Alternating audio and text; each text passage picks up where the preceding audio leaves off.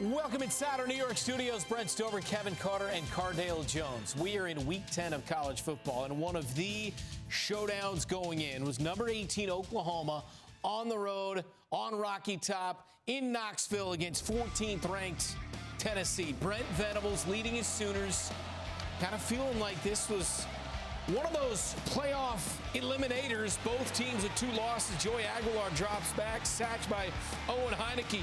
Mason Thomas going to kind of limp his way to the end here. He was injured on the play. Nevertheless, a tremendous defensive effort to tie the game at that point at 7 apiece, Kevin. Yeah, Tennessee down 16-10. Aguilar hits Braylon Staley, who bounces off the defender en route to the score down the sideline, putting the Vols up 17-16. Still in the third, Oklahoma down 17-16. Xavier Robinson gets the handoff and forces his way into the score, putting the Sooners up 23-17. Fourth quarter, Tennessee down 26-17. Aguilar connects with Mike Matthews in the end zone as the Vols take a late lead, and then John Mateer looking to put the Oklahoma Sooners back on top, and he does as he crossed the end zone. Oklahoma wins this one 33-27. This is a team that Tennessee that scored 56 last time out, beat Kentucky 56-34, but Oklahoma beats them on the road 33-27 is the final. You know, it's interesting here, Venables after the game say our guys matched Tennessee's physicality and then some. The pile constantly went in our direction.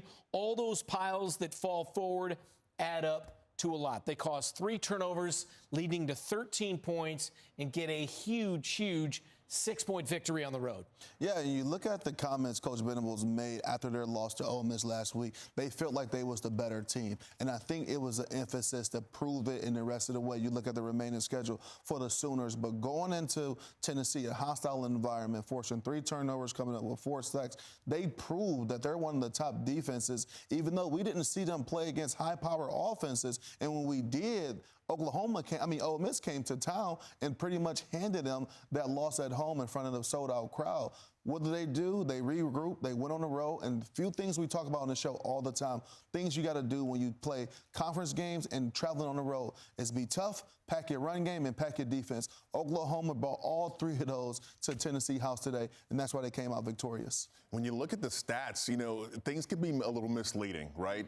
Tennessee outgained Oklahoma in this game, but the great equalizer, turnovers. They basically nullify everything positive that you do on a given drive. And 3 turnovers in this game, sacked 4 times. My question coming into this game was, could they manufacture rushing yards and offensive production not named John Mateer on the ground? I mean, you look at John Mateer's passing numbers, you know, not overly impressive, you know, threw an interception on the day, but on the ground, I mean, they were able to come up with so much. Xavier Robinson getting busy.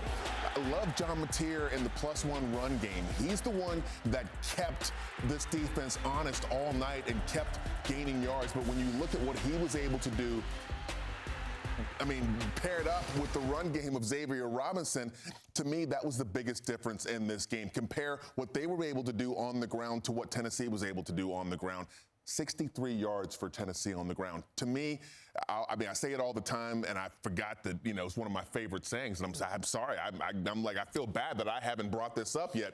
But to win in November, you must run the ball in November. And the team that runs the ball, to me, is going to have a profound advantage in time of possession, controlling the factors where you can turn the ball over. When you can turn around and hand the ball off to a capable running back, and he can do things like this, it takes time off the clock. It takes possession time away from the opposing offense, which this Tennessee offense greatly needed in this one because, you know, slinging the ball all around the yard is one thing. Joey Aguilar had an amazing day throwing the football, but they couldn't manufacture anything on the ground. They couldn't possess the football. So, and in the long run, to me, the difference was what they were able to do on the ground, like you said. Run game and defense, that's what basically wins the winning formula when you go on the road in the conference. Yeah, as a team, Oklahoma runs for 192.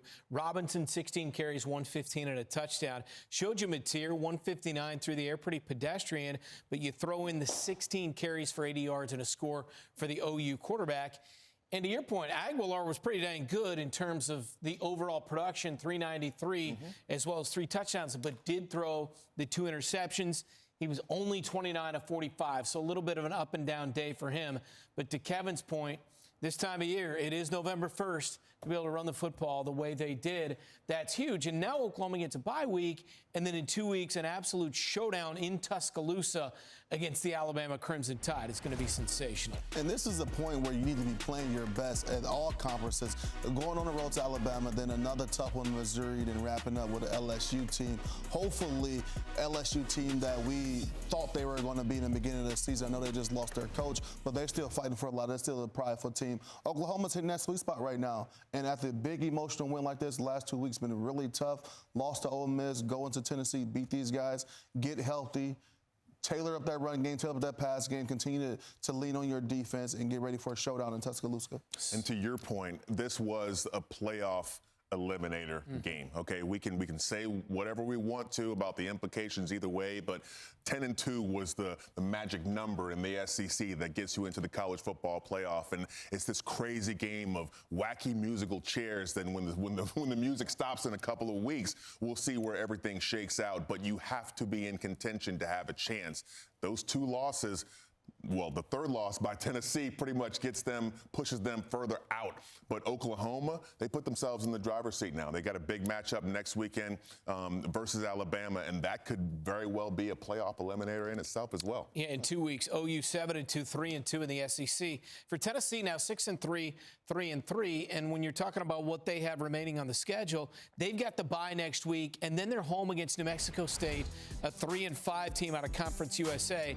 Then it's obviously a struggling Florida team, so you feel like both of those you should win. That puts you at 8-3, and then the showdown with the top 10 team in Vandy, which obviously they will fall out of the top 10 after a tough loss here on Saturday. So it'll be interesting to see what Tennessee does down the stretch. And it's also an interesting story because this is a team that made the college football playoff last year. Yeah, the game I have circled is the last game of the season, regular season for them in Vandy. I mean, when the last time we've seen a fight for Tennessee, when you're talking about Tennessee and Vandy, who's going to be the best team coming out of there. But Vandy's, on the flip side, Vandy, they're controlling their own destiny. Only, I think, 2 losses in the SEC right now, dropping this game this week to Texas. But you look at the way that Tennessee lost this game. I think that's more so not just losing the game. The way they lose the game was not able to manufacture any type of offense when you're talking about rushing the ball. And you look at the top 12 teams, one common thing they have, they can run the football and play great defense. So Tennessee, this is an issue for them if you're really trying to compare apples to top 12 teams and making an argument if a potential 9-3 SEC team can get in. Yeah, the quality of your depth wears a lot better when you control the line of scrimmage. That's all there is to it. This time of year, your game control metric, you can throw for all the yards you want to in the air. But if you can't maintain possession of the football by making hay on the ground and limiting the possessions and the time of possessions for your opposing offense, that is the name of the game. One of the showdowns in week number 10 lived up to it. 18th ranked Oklahoma goes into Tennessee, beats the number 14 team in the country by 6.